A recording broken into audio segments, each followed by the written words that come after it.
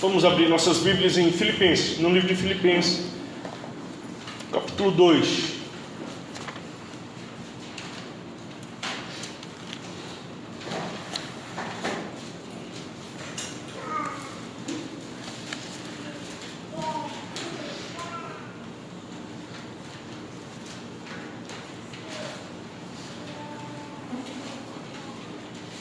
Filipenses, o capítulo 2.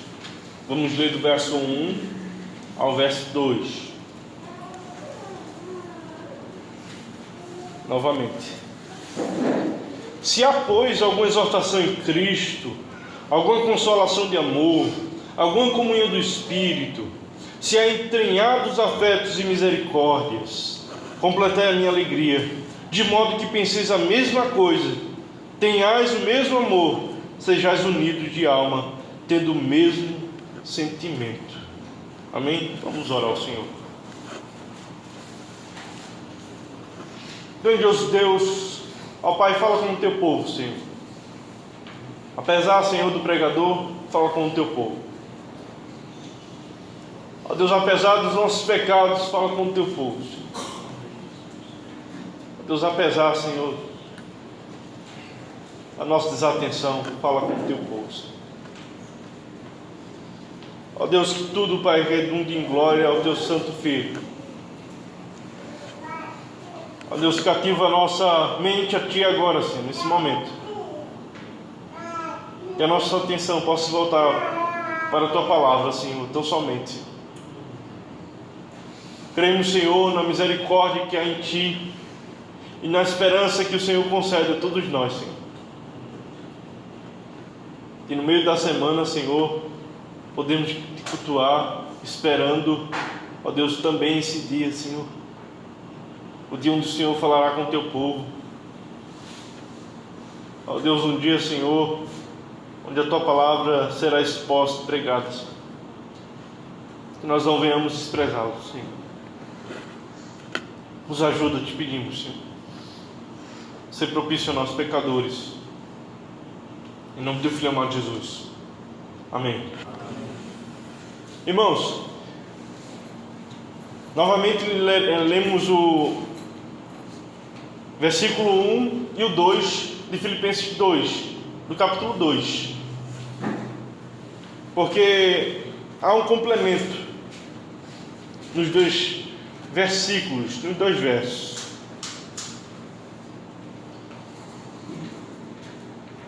Nós pregamos acerca dos alicerces da unidade. Nós sabemos que muitas pessoas estão unidas por várias coisas. Nesse mundo tem várias coisas que podem te unir, mas não como o Evangelho nos une. Não como o Evangelho nos une. Nós podemos estar unidos em torno de ajeitar a comunidade, por exemplo. Nós temos um processo em comum e nos unimos para isso. Mas pode ser que nesse processo aconteça algo que todo o propósito seja desfeito, porque não há uma união sustentada, de fato. A união que o povo de Cristo ele pode desenvolver, ela é fundamentada. Aí por isso nós vimos que esses alicerces, esses pilares que sustentam, ele está descrito por Paulo aqui na exortação de Cristo, na consolação de amor, na comunhão do Espírito e nos entranhados afetos e misericórdia. São pilares que estão sustentando a nossa unidade. E a partir desse pilar, nós agora temos que construir a nossa casa. Temos que construir o nosso edifício, a nossa edificação. Já agora pavimentamos e agora temos que só construir. E a gente vai ver o progresso de construção acerca da unidade. Não estamos construindo mais a nossa unidade em fundamentos de areia. Várias coisas que nós salientamos e entendemos o que é necessário para que a nossa unidade ela possa ficar firme, inabalável. Esse tema ele é essencial nos dias de hoje, porque a nossa unidade ela está desfacelada. Está ruim, a coisa está ruim.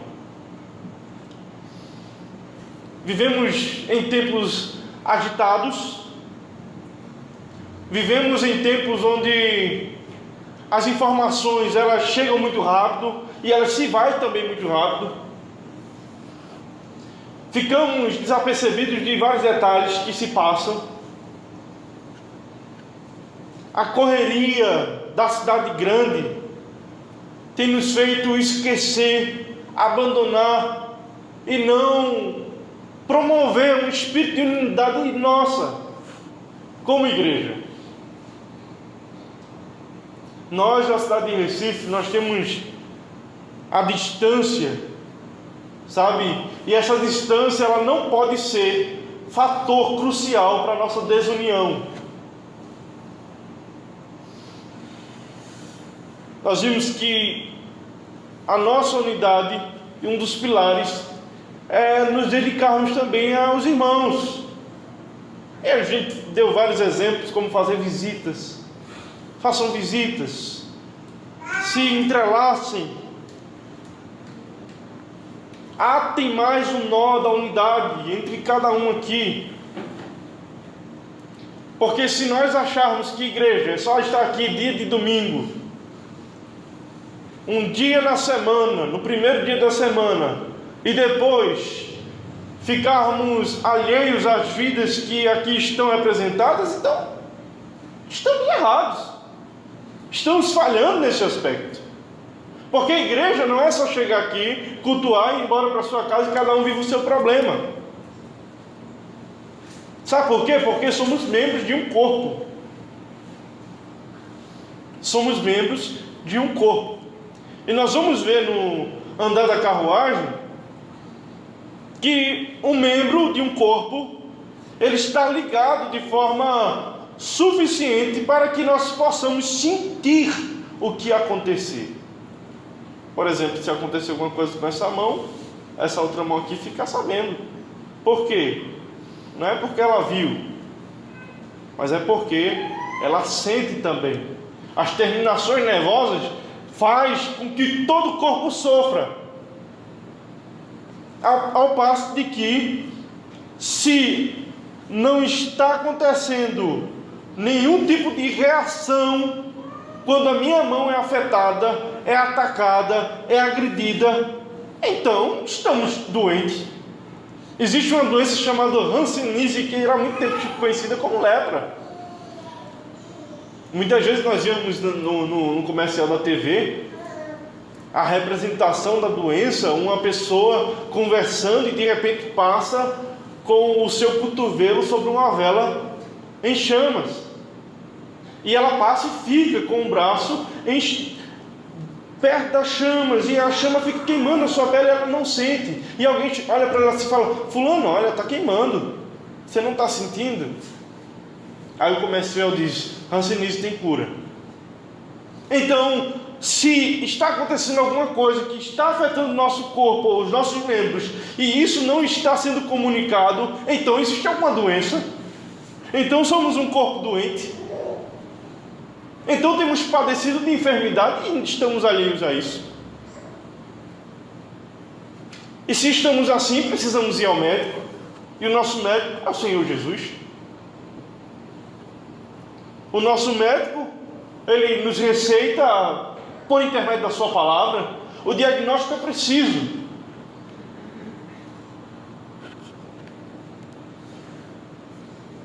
Então, quando ouvires a voz de Deus, não endureçais o coração, como o salmista diz ao povo.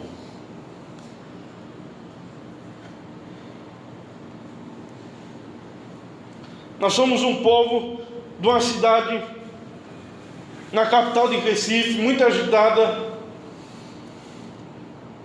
que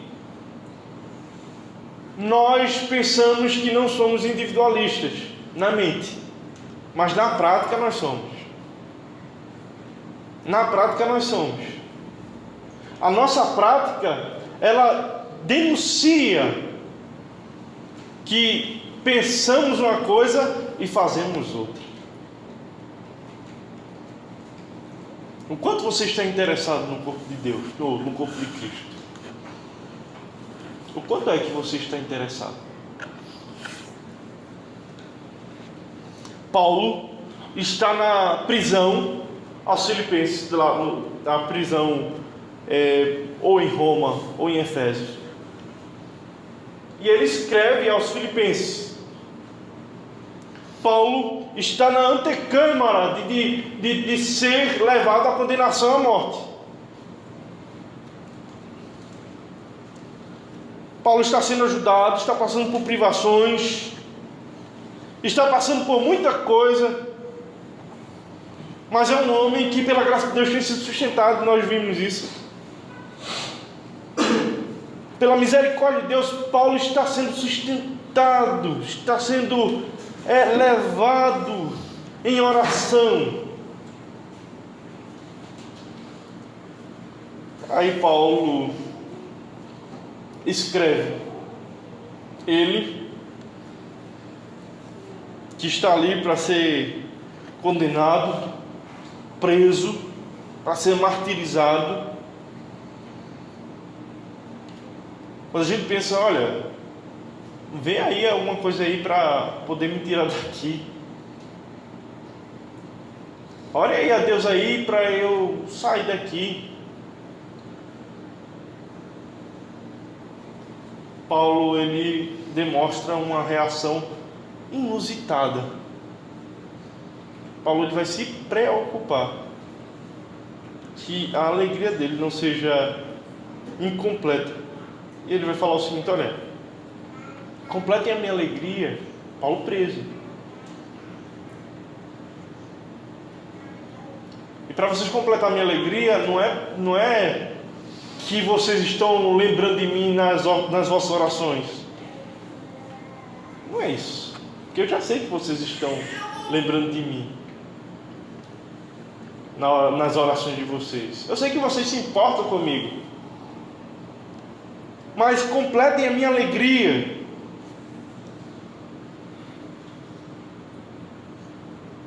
E ele diz, de modo que penseis a mesma coisa, tenhas o mesmo amor, sejais unidos de alma, tendo o mesmo sentimento. Veja só que coisa. Paulo está prestes a ser martirizado. E as indicações que Paulo vai dar é se preocupar, não com ele, mas com a própria igreja de Cristo, dizendo o seguinte, olha, pessoal, para que eu seja mais alegre, pessoal, não deixe essas coisas afetarem vocês não. E Paulo dá recomendações a esse povo. Alicercem com esses pilares. E agora comecem a construir em cima dos pilares. E ele vai começar a dar recomendações. E aí nos voltamos para o verso 2. Já temos base da fundação, a exortação em Cristo, a consolação de amor, a comunhão do Espírito e os entranhados afetos de misericórdia. Agora precisamos construir esse edifício.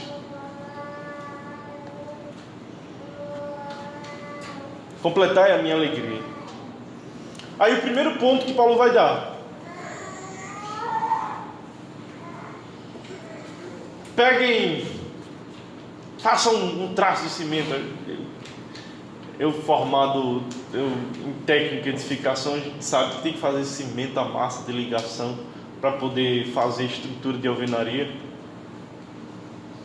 Ele vai começar a dar os ingredientes, as paredes, como vai fazer a parede, tem que arquitetar tudo. Nada tem que ficar fora do lugar, tem que ser bem estruturado para que fique de pé, porque senão cai. as medidas que compõem o cimento para poder fazer a ligadura entre um tijolo e outro, ela tem que ter uma especificação correta, porque senão a parede fica bamba e cai. E é isso que o Senhor vem fazendo na nossa vida. Ele está dizendo o seguinte: não, vocês precisam estar mais unidos. Mas como? Não sei. Não é isso.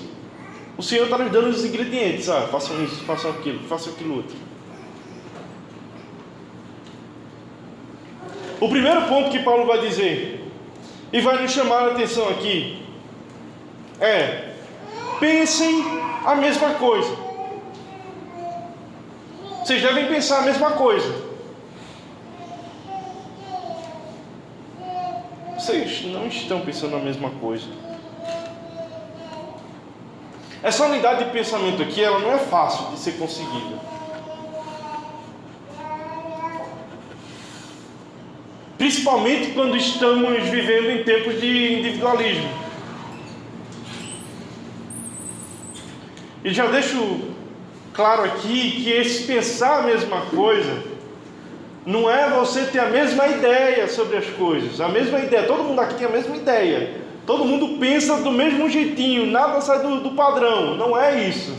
Porque estamos tratando com indivíduos que têm as suas subjetividades no modo de pensar. Não dá, se você pensar que Paulo está dizendo que todo mundo tem que pensar igual, então vai tirar a individualidade de cada um. E não é isso, a Bíblia nunca pregou isso. Paulo não está dizendo aqui que a mão agora tem que ser cabeça, para que você entenda. Paulo não está dizendo que o pé agora tem que ser mão. Paulo, ele não está dizendo que as coisas, elas têm as suas devidas funções, ou os membros têm as suas devidas funções. As pessoas, elas pensam de forma diferente. Mas e aí, por que Paulo está dizendo aqui, penseis a mesma coisa? Quando a gente vai olhar e ver, de fato, o que Paulo está querendo dizer dentro desse contexto, a respeito do pensar, nós vemos que o verbo usado para esse pensar a mesma coisa, ele não tem em vista o pensamento teórico. Ele não está dizendo que você tem que ter o mesmo grau, ou que você acha que vai conseguir o mesmo grau de todos, vai conseguir nivelar assim de um modo que todo mundo tem o mesmo nível de conhecimento teórico. Não. Paulo está falando a respeito do pensar prático, subordinado ao querer. Sempre vai ser assim. Vai ser um amor comum entre as pessoas, capaz de apreciar as mesmas coisas. São pessoas que são de diferentes origens, distintas em experiências culturais, diferenças familiares. São pessoas das mais diversas diferenças, que você vai perceber que as pessoas foram criadas de modo diferente, mas que tem uma coisa que as une.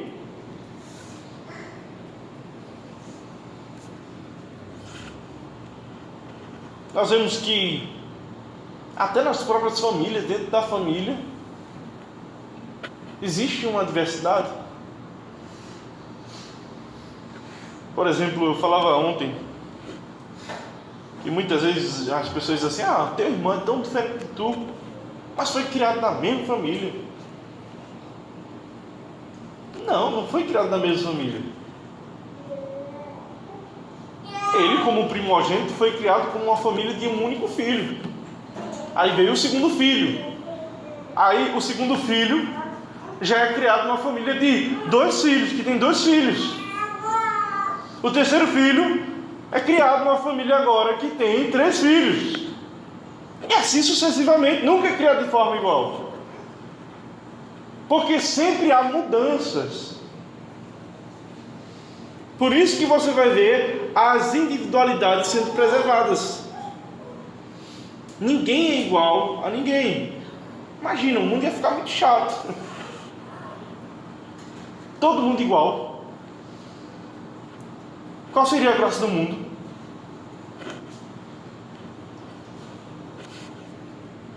Não ia existir surpresa, por exemplo. Porque todo mundo já sabe como é que fulano vai agir. Porque era como eu agiria. Há uma diversidade, sabe? E há uma surpresa. Que o próprio Deus limitou isso e disse, olha, vai ser assim. Para honra e glória minha. E todo mundo vai perceber que pessoas diferentes conseguem se juntar no mesmo padrão de pensamento e de prática para me louvar.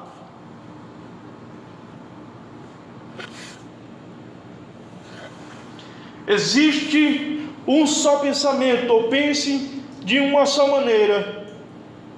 Pense é a mesma coisa. Está dizendo que as atitudes, elas devem ser sempre favoráveis às pessoas, ao coletivo, e nunca de forma individual. Por isso que nós vamos depois perceber o exemplo que ele vai dar do próprio Cristo, que sendo Deus, ele se fez servo para servir ao povo. Então, quando ele fala a respeito de pensar a mesma coisa, ele não está dizendo que você deve esperar que todos tenham o mesmo conhecimento teórico acerca das coisas. Não é isso. Ele está falando que cada membro deve apoiar os outros membros de forma mútua. E Paulo, ele vai animar os filipenses, chamando eles para desenvolver e demonstrar tal atitude para com os outros. Pois esse é o mesmo pensamento que conduziu o Filho de Deus do trono da glória para passar a vergonha da morte de cruz.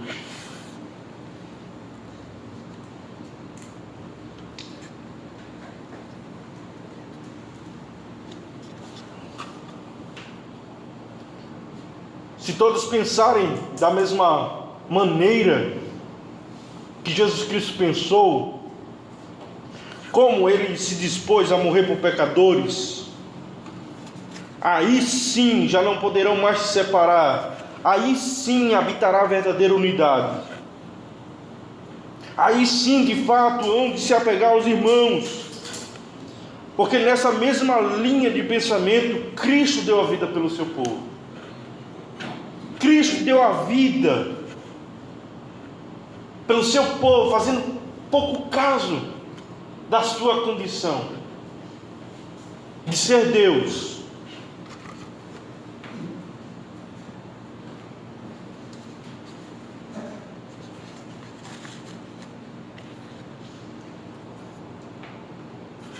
Ter uma só mente não significa que os crentes vão concordar em tudo, mas que haverá sim a mesma disposição de entrega a respeito de cada um, a respeito do outro, a respeito do que está do lado. Tem a mesma disposição de entrega, de sacrifício pelo seu irmão.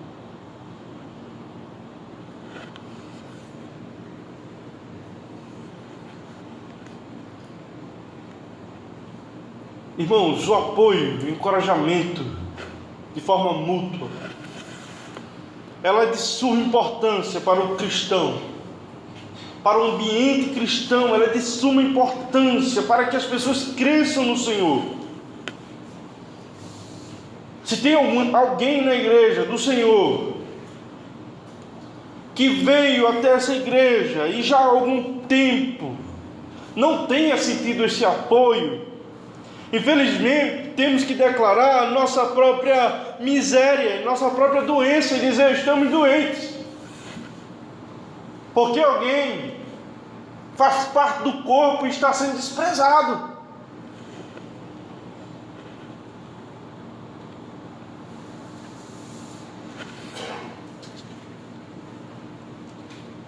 Muita gente diz que o apêndice não serve para nada no corpo.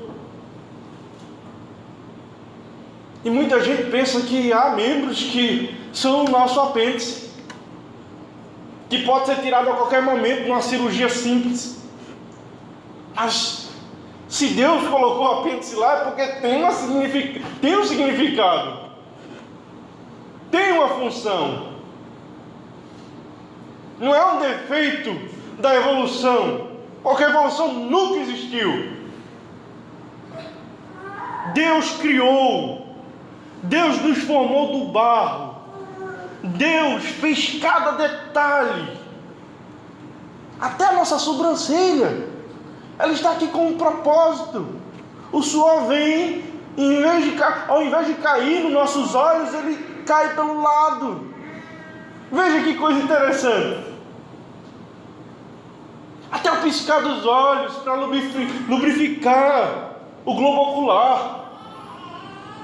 Nada é insignificante no corpo. Nada. Tudo tem um propósito. Não há apêndice que pode ser descartado no corpo de Cristo. Cada irmão tem o seu valor especial. Por isso que temos que ter a mesma disposição, pensando sempre a mesma coisa acerca do nosso irmão, a mesma disposição acerca dos nossos irmãos. Quer alicerçar a unidade? Comece a prestar atenção nisso. Eu estou tendo a mesma disposição de Cristo.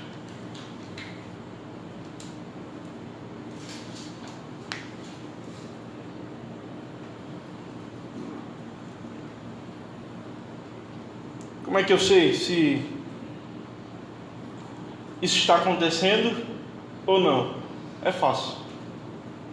Pergunte para você mesmo: alguém sofreu dentro do corpo de Cristo e eu fiquei insensível em relação a isso? Não me importei? Achei que eu era mais do que a situação para poder me importar com aquela situação? Se a resposta for sim, então você descobriu algum tipo de doença, chaga dentro do corpo. E essa doença pode estar lhe afetando. E só a palavra de Deus para lhe curar. Só o remédio, o bálsamo da palavra de Deus para curar. Porque não deve existir insensibilidade dentro do povo de Deus. Devemos responder como aqueles membros estando ligados de forma sadia ao corpo de Cristo. É impossível um corpo em perfeito estado não sentir a dor dos seus membros. É impossível. Um corpo em perfeito estado, ele sente a dor. Ele vai sentir a dor. Se está acontecendo assim na sua vida, peça ao Senhor misericórdia. Senhor, tenha misericórdia de mim, Senhor, porque de fato estou insensível. Peça ao Senhor sabedoria. O que está acontecendo? À distância? Se una mais. Se una mais.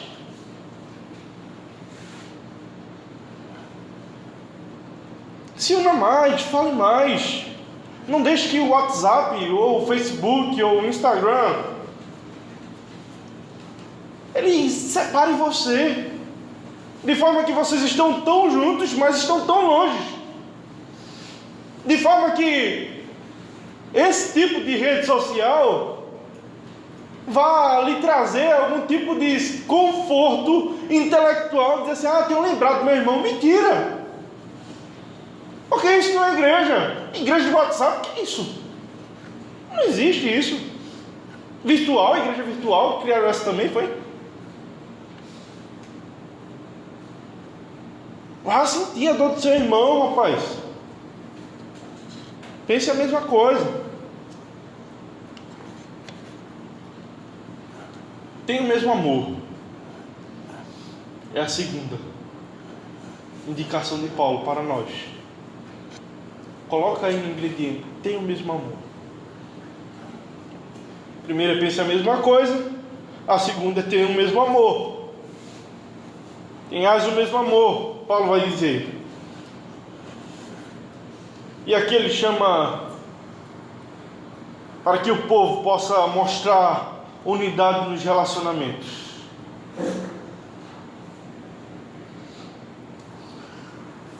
Os irmãos da igreja de Filipe precisam ter o mesmo amor um para com os outros. É o mesmo amor que Cristo trouxe do céu.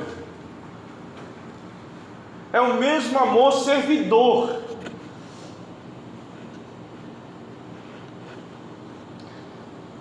A humildade que Cristo trouxe em si, ser um ser divino, se transformar em humano, para morrer na cruz em favor de pecadores.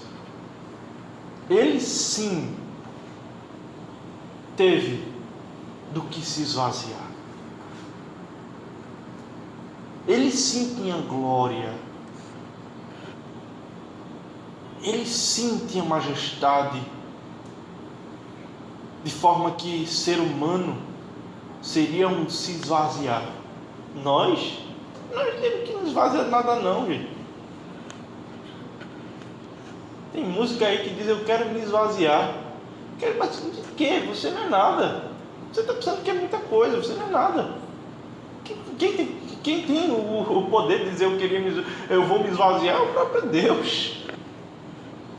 Mas você não tem nada. Não pense que você é alguma coisa não. Se há algo em nós que nos faz achar que somos alguma coisa ao ponto de desprezarmos um irmão, por mais simples que ele seja, estamos errando. Não estamos em disposição do mesmo amor. Cristo nos ama e nos ama de forma perfeita e nos ensina como amar. Nos ensina como nutrir esse mesmo amor. Vamos abrir lá em Romanos 5.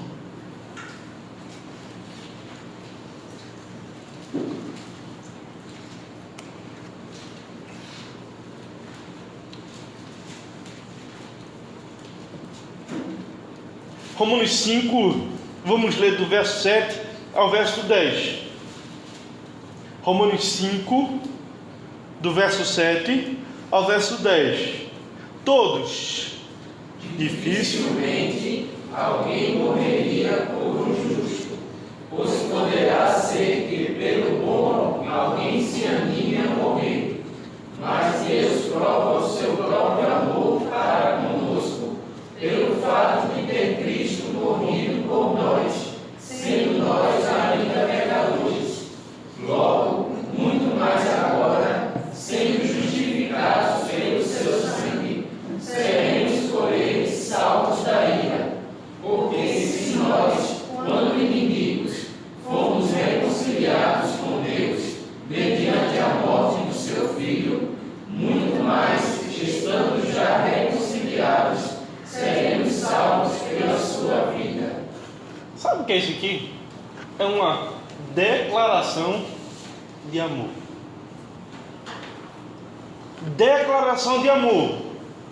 Cristo morreu por nós ao seu tempo, quando ainda éramos inimigos dele. Ele nos amou quando éramos inimigos dele. Sabe o que é um inimigo, né? Sabe o que é inimigo, né? Quem quer te matar, quem quer te destruir, quem não te suporta. Cristo nos amou quando éramos esses homens. Tenham o mesmo amor. Cristo, Ele nos amou de tal maneira a fim de que possamos retribuir isso. Pense na segurança do texto. Cristo nos ama ainda quando éramos inimigos, mas que agora que nós somos amigos. Mas Ele nos amou quando éramos inimigos. E Paulo vai dizer o seguinte: olha, tem o mesmo amor. Amem. Ah, mas você não sabe o que ele fez comigo.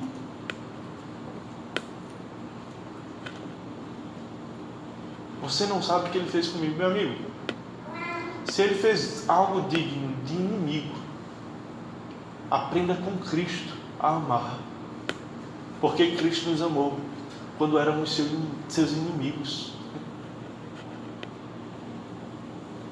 Quanto mais quando você tem ciência de que ele faz parte da igreja de Cristo. E aí? Qual é a desculpa para não amar? O alicerce da unidade está fundamentado e agora o edifício da unidade está sendo construído, e para que esse edifício ele se estabeleça, o amor ele tem que ser prioridade. A gente tem que aprender a amar, e não é amar com sentimentalismo. Isso aí é coisa de novela. Eu não estou sentindo amar. Essa semana eu escutei uma pregação e o camarada disse assim, o pregador dizia assim: estava passando por uma situação e estava no meu trabalho e houve uma desavença e o meu colega de trabalho me humilhou na frente de todos. Me humilhou na frente de todos. E eu não falei nada, disse o pregador. Eu não falei nada. E eu pensando assim, nossa, vai ter uma viravolta extraordinária aí. Mas passou o tempo e aquele homem se arrependeu e veio falar comigo e disse para ele: ô fulano, vem cá, eu sei que você é crente e eu sei que eu fiz mal a você naquele dia. Eu estava pensando esses dias aí, eu vim aqui lhe pedir perdão. E o pregador disse que olhou para aquele homem e fez: não perdoo. Não perdoo. Mas por quê? Não perdoa, tu não é crente, rapaz? Não, porque você me ofendeu publicamente. E do jeito que está aqui, só eu e você, eu não sinto de lhe perdoar. Não estou sentindo de lhe perdoar, você é hipócrita. De lhe perdoar aqui, dizer, eu vou lhe perdoar, mas não estou perdoando coisa nenhuma. Então meu coração diz que eu só vou lhe perdoar de fato quando você, na frente de todos que estavam ali presentes, me pedir perdão na frente de todos. Sabe o que aconteceu? O cara nunca pediu perdão. Porque ele não estava preocupado com o perdoar, ele estava preocupado com sua autoimagem.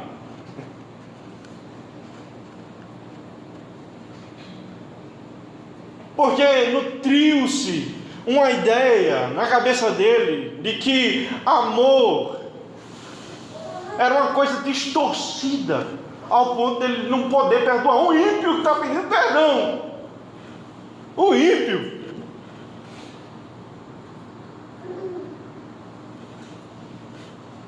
Depois eu até falei com o pregador, disse assim: ó, pregador, a Bíblia diz que a gente, quando tem alguma coisa contra, a gente tem que ir lá e ganhar a pessoa, quanto mais se ela vir. Olha para isso. Você estava assim, de mão beijada. Você desprezou isso. Está errado. Muita gente distorce o amor, tem a ideia de amor distorcida em sua cabeça, sabe? Não sabe o que é amar. Mas nós temos visto o que é amor. Amor é a prática dos mandamentos.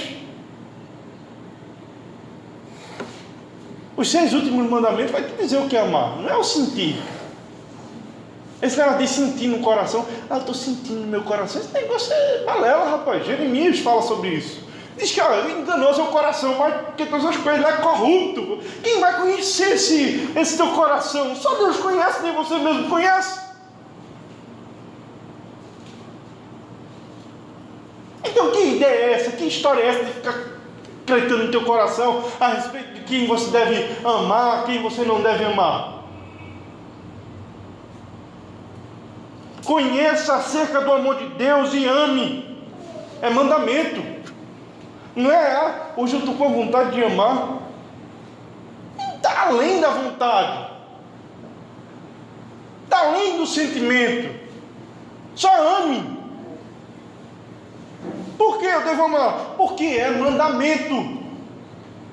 O próprio Cristo amou você até a morte de cruz. Quando você era bonzinho? Não, quando você era inimigo dele. Quando você pecava contra ele. E o seu irmão? Age como teu inimigo se estiver agindo como teu inimigo, mas não é teu inimigo, é teu irmão.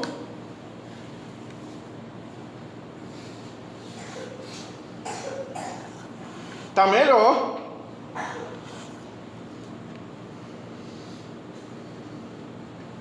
Muito embora nós não possamos fazer o que Cristo fez,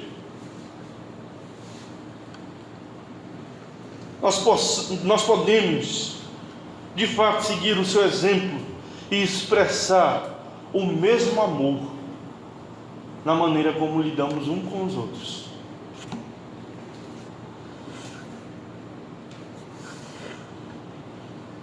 Você tem compreendido isso?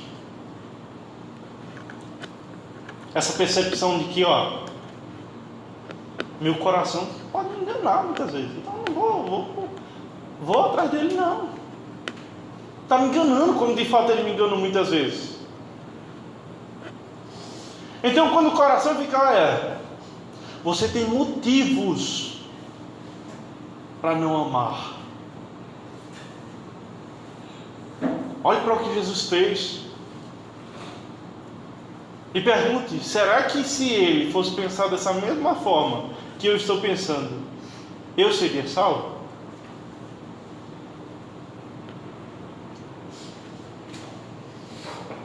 Porque eu não era nada, eu era só um inimigo. Mas meu irmão não, meu irmão é aquele que vai morar comigo na glória.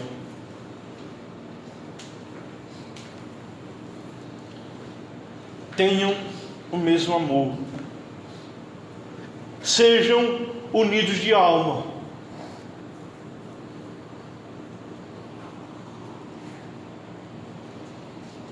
A igreja precisa ser unida de alma. Jesus, ele orou em João 17, dizendo: eu tenho transmitido a glória que me tens dado, para que sejam um como nós o somos, eu neles e tu em mim, a fim de que sejam aperfeiçoados na unidade, para que o mundo conheça que tu me enviaste e os amaste, como também amaste a mim. Sejam um de alma. Essa frase aqui, quando a gente vai analisar direitinho, ela vai expressar a ideia de que, por mais que sejamos parte de um corpo, mas como individualidades possuímos outro corpo, no qual acrescentamos a esse corpo, é quase como se fosse uma célula. É como se o apóstolo estivesse dizendo o seguinte: olha, que o coração de vocês bata no mesmo ritmo. Batam no mesmo ritmo. Que vocês exerçam essa unidade de forma que as coisas elas pareçam palpáveis a vocês no mesmo objetivo, no mesmo curso. É o mesmo objetivo, é o mesmo processo. Por isso que há de haver uma concordância mútua nas atitudes, em se deixar gastar, em relevar muitas vezes. São os desempenhos pessoais deixados à disposição do corpo e não à disposição de si mesmo, para que na igreja não venha a haver espaço para disputas entre as células. Você já viu o que faz? O que acontece quando uma célula começa a disputar com outra? Ela se torna um nódulo. Um nódulo. Esse nódulo pode se formar um tumor, né? Você vai morrer de câncer. As células começam a se desordenar, elas morrem e vai formando aquela massa e aquele tumor vai crescendo, e depois você está com câncer e se não operar e não tirar, o corpo morre. É isso que acontece. Sem unidade, acontece isso. Procurem trabalhar com o seu irmão. Procure executar as tarefas, as ordens do mestre, acompanhados. Não sejam lobos solitários. É o que mais tem sido aqui. Não há esse negócio de lobo solitário na igreja de Cristo. Não tem. No caso seria a ovelha solitária. Não tem essa coisa de ovelha solitária. Não tem.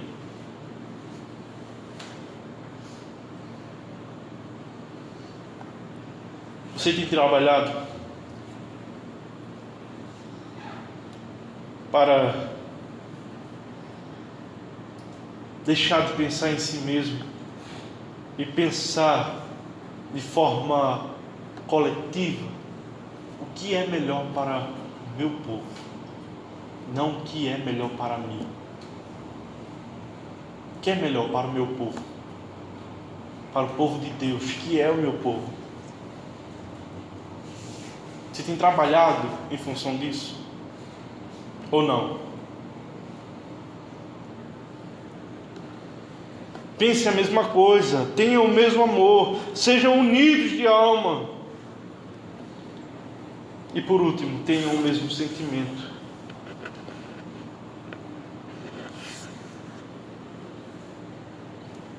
E aqui nós vamos fazer novamente a ideia do sentimento que Cristo teve a respeito do seu povo, que é o que vai ser apresentado em alguns versículos mais para frente do próprio Cristo como exemplo. De pensar em unidade, de ir até as últimas consequências, por amor do seu povo. A igreja precisa ter o mesmo sentimento. A igreja precisa ser o coro que canta junto, que não desafina. Que cada voz faz o louvor se tornar mais bonito. Por mais que ela tenha diferença de tonalidade, mas o coro com variações de voz, com variação da voz, ela completa.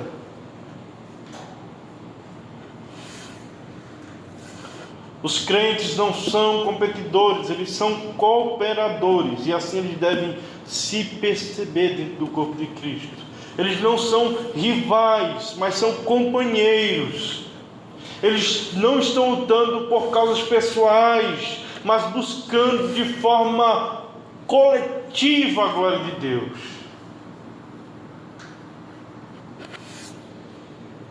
Mas eu acho, não tem mais eu acho. Tem o que é melhor para o povo.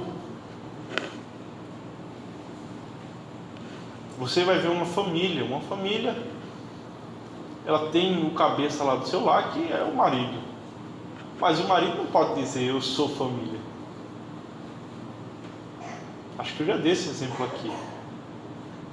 O marido não pode dizer assim, eu sou família. Não, ele não é família. Por mais que ele tome as decisões últimas, mas ele não é família. Ele precisa, da sua esposa para ser família, do seu filho para ser família. É no coletivo, é o coletivo de indivíduos que é chamado de família.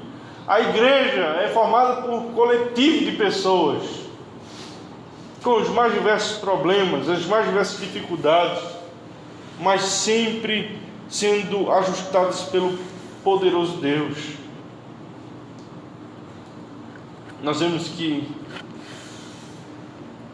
algumas coisas aconteciam naquela igreja, naquelas igrejas de Deus, na igreja de Deus logo do primeiro século, que não é muito diferente da de hoje. Houve um episódio, né, que nos alerta a não cultivarmos esse tipo de espírito. Vamos abrir em terceira epístola de João.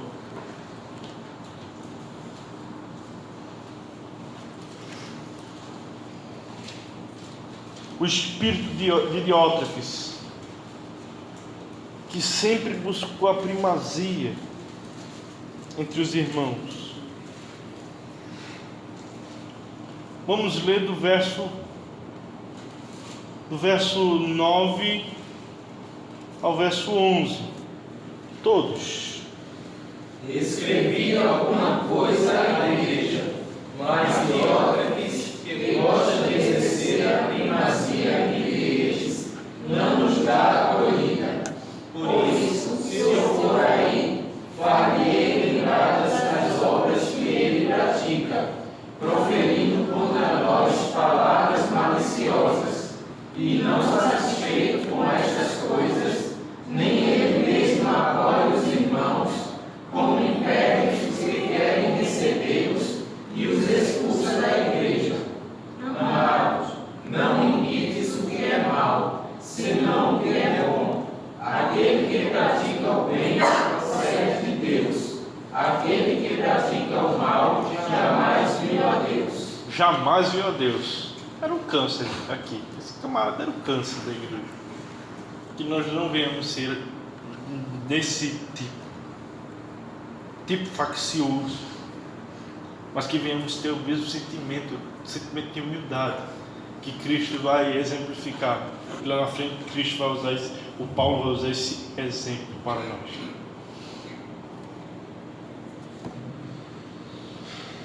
Concluo, meus irmãos, entendendo que Deus tem nos chamado a vivermos de fato uma vida para a sua glória, para entendermos que de fato precisamos buscar a unidade. O Senhor tem falado conosco a esse respeito, desde do verso 27 do capítulo anterior até agora. O Senhor tem falado conosco a respeito da unidade que temos que nutrir.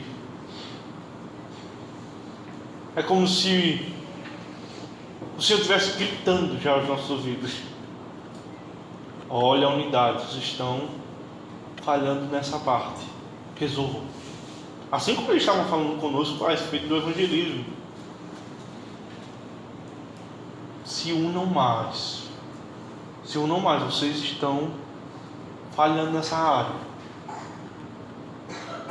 Olhem bem para vocês mesmos. Se vocês quiserem ser uma igreja forte, se vocês quiserem de fato exercer o amor de Deus através do coletivo, se unam. Vocês têm tudo para que isso dê certo, porque vocês já estão alicerçados com os pilares. Agora construam um edifício da unidade e se unam, enfrentem os problemas juntos e não de forma separada. Não pensem em exercer a primazia achando que é melhor do que os outros, mas antes se humilhe diante de Deus, porque os humilhados serão exaltados, porque aquele que quiser ser o primeiro, esse será o último.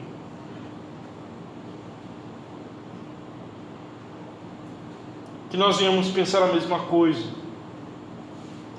nós venhamos ter o mesmo amor, ser unidos de alma e ter também o mesmo sentimento, assim como Cristo teve. Amém.